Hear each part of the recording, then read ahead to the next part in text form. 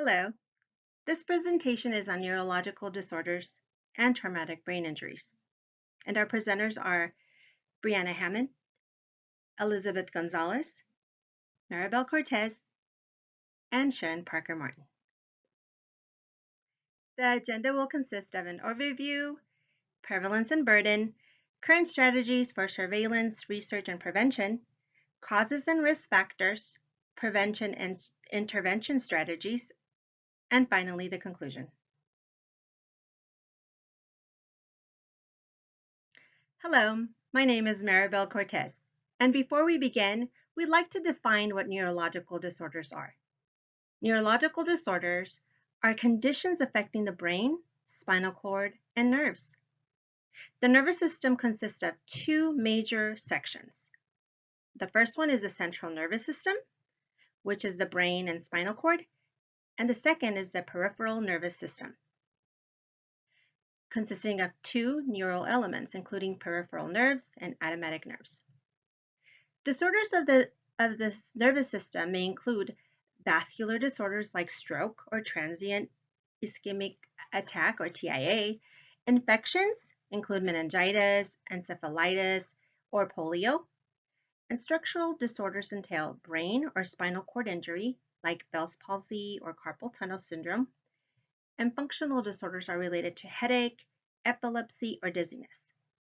And degeneration disorders refer to conditions such as Parkinson's disease, multiple sclerosis, or Alzheimer's disease. Some common symptoms consist of movement and coordination changes, memory loss, pain or numbness, behavioral changes, or difficulty thinking and seizures. On a 2021 study reported by the World Health Organization, considered neurological disorders as the leading cause of disability globally, with over 3 billion people living with neurological disorders. That is 1 in 3 people affected with neurological disorders worldwide. To get a better visual, we present these detailed charts with the reported global data related to the disability adjusted life year rates, or DALYs. Chart A represents over time. Chart B representing by age group for the year of 2021. Chart C, age standardized DALYs per 100,000 population shown over time. And Chart D, age specific rates for 2021. The shading you see in charts A and C and black bars in charts B and D depict 95% uncertainty intervals. According to the World Health Organization, since 1990, the number of illnesses, DALYs increased by 18%, making neurological disorders a leading cause of death worldwide. Now we turn to the United States. To get a good look at data related to the burden of neurological disorders in the US, we demonstrate this 2017 map with two of the top causes of neurological disorders. For most Americans in the US, in terms of age, incidence, prevalence, mortality, and DALY rates per 100,000 persons for the selected neurological disorders that you see here. If we look closely, we can see there's a variation. There are variations in the burden of the neurological disorders across the US states. According to the article, a large and increasing number of people have various neurological disorders in the US, with a significant variation in the burden of and trends in neurological disorders across the US states. And the reasons for the geographic variations need to be further explored. Let's take a look at what the burden of neurological disorders looks like in dollars.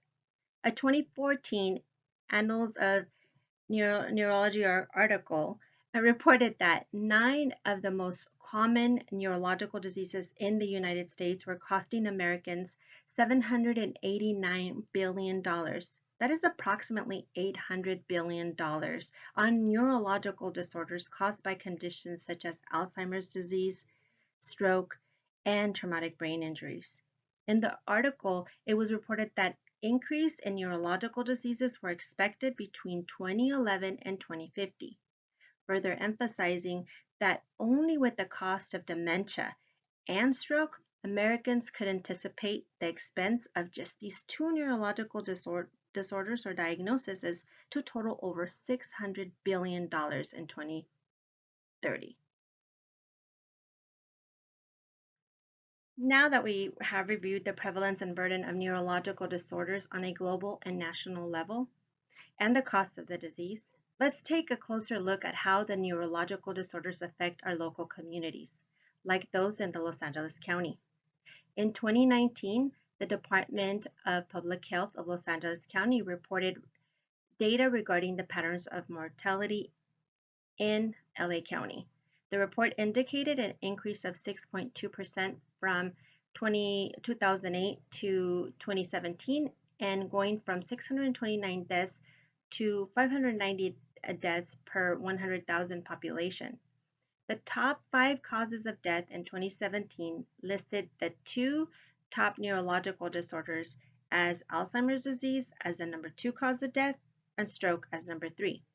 As you may remember from a previous slide, the 2 neurological conditions also appear on the 2017 study as the top causes of burdensome neurological disorders in the United States. To further look into neurological conditions affecting our communities, on the next slide we will take a look at one of Los Angeles County's most vulnerable populations identified as the most likely to experience neurological disorders such as traumatic brain injuries. One burdensome neurological disorder affecting many Americans are traumatic brain injuries, also known as TBIs. Although not reported as a top neurological disorder on the United States map, TBIs have become a significant public health concern in recent years, specifically among the most vulnerable here, the children and adolescents. About 20% to 22% of adolescents sustain TBIs during their lifetime, and about 5.5% of adolescents experience multiple TBIs. In 2014, the Los Angeles County Department of Public Health also released a report after a significant increase in emergency department visits for concussions among 15-year-olds and 24-year-olds. In this report, the Los Angeles County Department of Public Health identified sports and recreation traumatic brain injuries, or SRTBIs, as the most common cause of injury occurring among the school-aged children and adolescents. According to the report, concussions, which are common in sports, are brain injuries that occur when a blow or jolt inside the skull results in a temporary or permanent change of brain function, in many cases resulting in long-term negative effects, disabilities, and sometimes death. Adolescents ages 15 to 19 are reported to have the highest number of emergency department visits, hospitalizations, and deaths caused by TBIs in comparing other age groups. The LA County Department of Public Health retrieved data from 2005 to 2011 for emergency department or hospital utilization for the Los Angeles County residents who were admitted with concussion diagnosis for this age group. Based on the data that was analyzed, the department identified that in 2010 and 2011, a 45% increase of emergency department concussion diagnoses were related to some type of sport. This pie chart on the slide here indicates football and soccer with the most prevalent concussion injuries.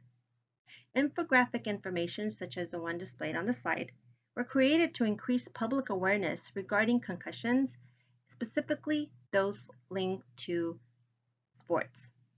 Although there was an increase of awareness, it was reported that a considerable amount of concussions and other TBIs in sport continue to go unreported due to concern that the athlete would be eliminated from participating in sports, thus not making or seeking medical attention for the injury.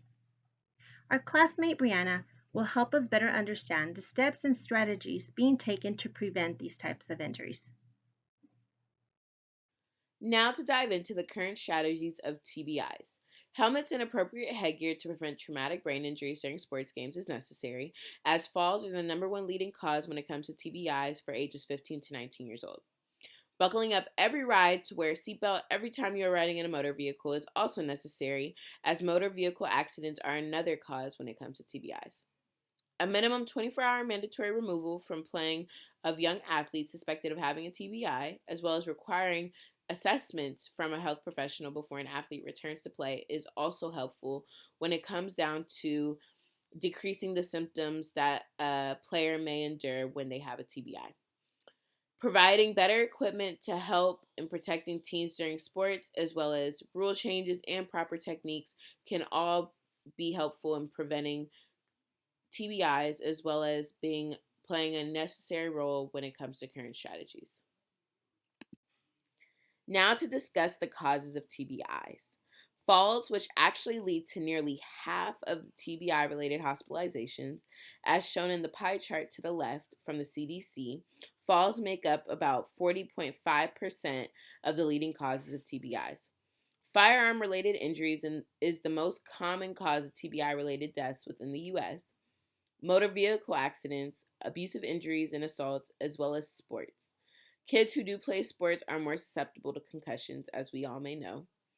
When it comes down to the breakdown of these leading causes, assaults make up about 10.7%, motor vehicle accidents make up about 14.3%, struck by or against make up 15.5%, and unknown and other make up 19.0%. Now, as we all may know, that sports do play a huge role in this.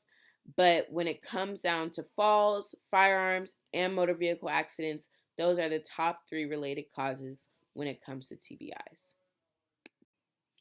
Here's just a quick overview showing an involvement of teen drivers in fatal car accidents within California. Just to highlight Los Angeles County alone, they have an involvement within 14%. Compared to San Diego, which is 12%, Fresno, 15%, Bay Area, 13%, Sacramento, also 14%, and Redding, 10%.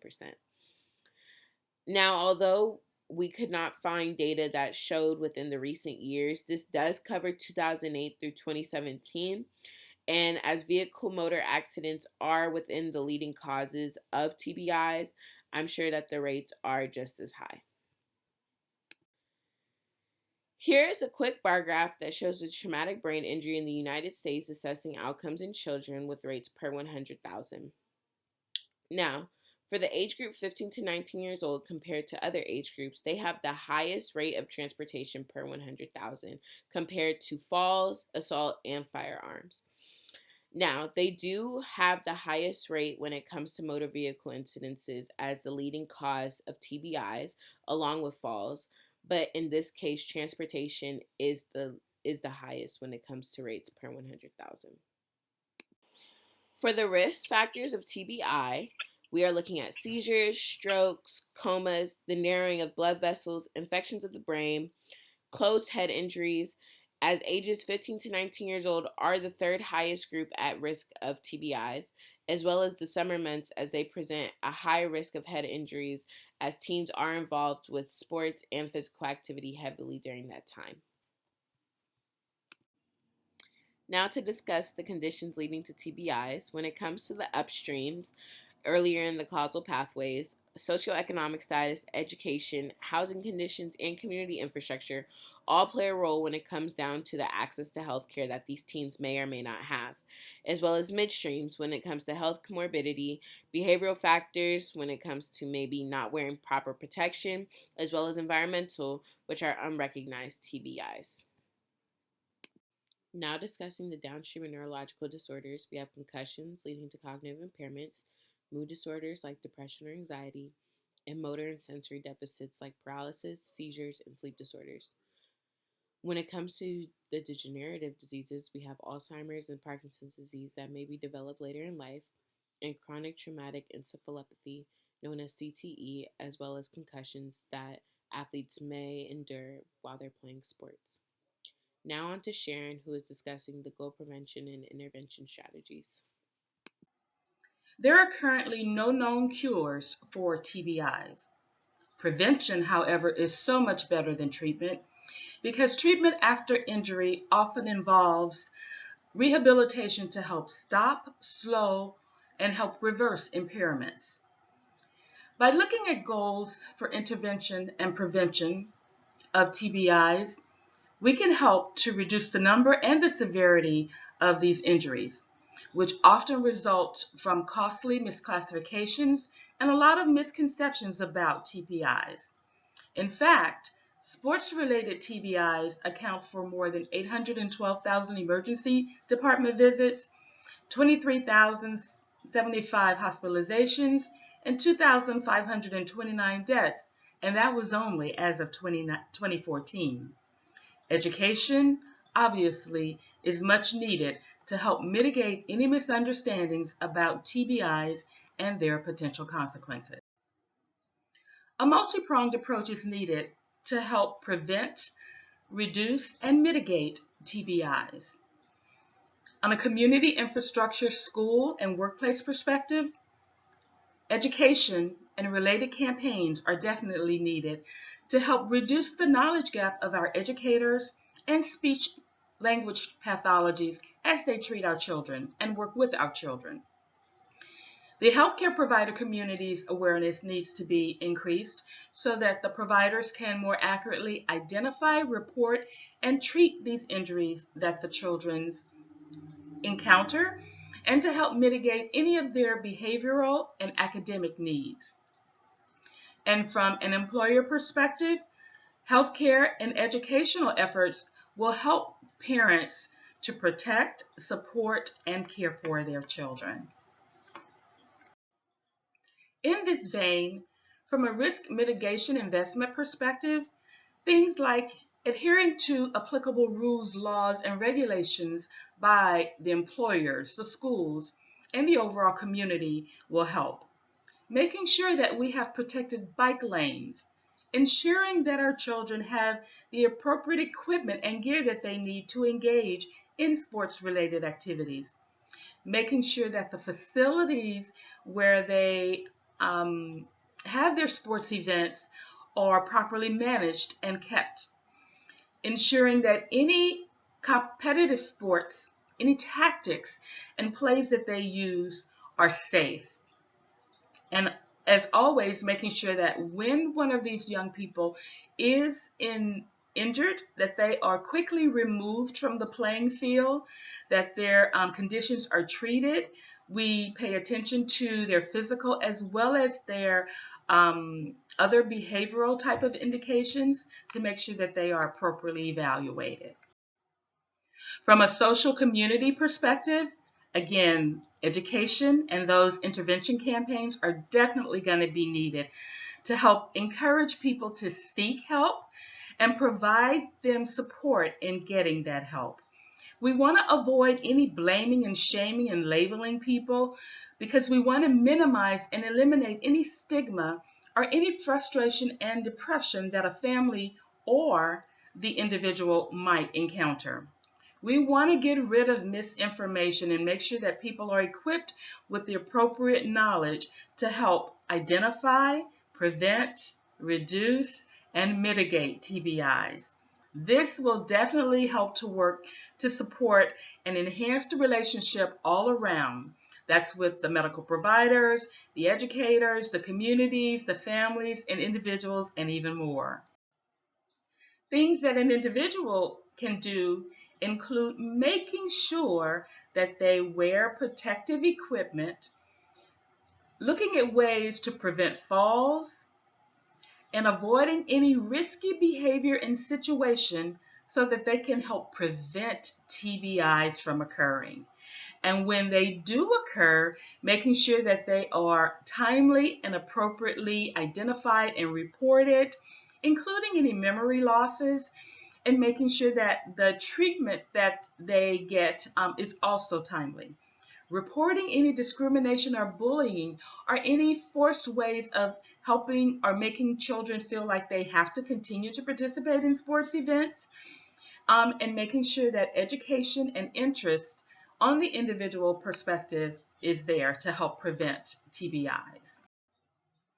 One sample strategy that is used on an individual level is the Common Misconceptions About Traumatic Brain Injuries questionnaire. And I've listed here just 3 sample misconceptions that are on that questionnaire to help increase an individual's awareness. For example, one misconception is a person with a brain injury will be just like new in a few months. Or another misconception is it is not common for a person with a brain injury to have problems with speech or walking. Or a TBI cannot cause brain damage unless the person is knocked unconscious. We all know that we need to work holistically to make sure that TBIs are prevented. Prevention and intervention strategies. Policies for preventing TBIs among teens include education and awareness campaigns at the city hall, at the parks, for example, sports safety policies enforced around the city, school based interventions such as educating school staff about recognizing signs and symptoms of concussions, injury recognition and management protocols so that they can be these incidences can be reported appropriately fast enough to prevent further damage. As we can see, a TBI's first mechanical insult on the brain can have a cascade of events happening at the cellular level that can later affect the development and the functioning of a young adult or a young child. Laws mandating helmets and skateboards and for skateboarders and cyclists and seatbelts use, policies that assure the safe housing and environment safe from fall. We saw previously 40% of TBIs are caused by falls. So having a safe housing environment is important. Policies in the health system. For example, education and information awareness campaigns in order to create screening assessment protocols in healthcare settings and schools to identify teens involved in high-risk activities, evaluating them timely and treating them timely will support with their healing. Their brains will be affected one way or another, as we have seen. And access to affordable emergency services, it's really important. Having paramedics at the sports games, having them available to recognize these are professional people who can help coaches and teachers mitigate these events and these traumas and treat them appropriately. Ensuring that treatment is done quickly and appropriately in order to reduce the severities of the injuries, it's very important to prevent complications. Safety education programs for students. OSHA-like programs and certifications are one way to train and educate the students who are going to be involved in such high-impact sports, such as soccer or football, for example, to have some kind of certification, the same type that other students have for healthcare working or for cooking or engineering or general occupational safety standard. So that's something that might be advocated for and engineered in such a way so that these students have access to OSHA-like certification before they engaged in high-impact situations. Government policies implemented to reduce the social determinants of health identified for TBIs include safe housing policies to prevent falls once again and injuries, improve housing quality and safety standards in all apartment buildings, in all parks, enforce building codes, fix tiles, fix rails, for example, improve access to affordable safe housing. so children can grow in environments that are safe for them to play and move around, and promote home safety education programs, especially for young kids who are very active and for parents who have these children. Social support services for individuals and families affected by TBIs, counseling after falls, counseling needed for the families who simply find themselves in situations like that, rehabilitation services for children who endure these traumatic brain injuries, and financial assistance, Medicaid expansion to cover the cost and the costs that go along with the TBIs. Who would enact and enforce the policies, and how would they be enforced? If the goal is to support access to high quality health services, as we mentioned before, some of the policies would include adopting Medicaid expansion, expanding access to home visiting programs in case it's needed for the child or the family, supporting increased use of training of community health workers. Now, to support this access to high quality health services, the LA County Department of Health Services would be involved and would be in charge of enforcing these policies. The Los Angeles Board of Supervisors, the mayor's office, and the California Department of Health Care Services. If the goal is to promote economic mobility, the policies would include earned income tax credit for families who are in need of support for injuries caused by falls or by sports related injuries, living wage to support once again the family, paid sick and family leave in case the parents need to take time off to care for an injured child. Due to traumatic brain injury or some sort of fall that damaged their head. To promote this, the LA Mayor's Office, the LA City Council, the LA Board of Supervisors, and the California Governor's Office of Business and Economic Development and the California Employment Department would be involved in enforcing these policies. And finally, ensuring access to affordable housing. This is important once again for the safety and the well being of the children when they play around their homes, their apartments, etc., to prevent falls. So, low income housing tax credits would be one of the policies for the families, housing choice vouchers, legal supports for tenants in eviction proceedings, and this would be enforced by the LA Housing and Community Investment Department and the California Department of Housing and Community Development, or HCD, and the supervisors, the California State Legislature. Traumatic brain injuries are a significant public concern. The data and information presented not only provides informative data related to the severity of neurological disorders, but it also highlights the importance of increasing awareness. The data and recommendations in this presentation allows parents and caregivers to become more aware of the significance of TBIs or SRTBIs, allowing for better care and prevention of these types of injuries to children and adolescents, especially those who participate in sports. In addition, this information can aid healthcare providers and policymakers in identifying effective ways to plan and allocate the necessary resources to improve care and address neurological disorders on a local and global level. We hope this information was helpful, and we thank you for your time.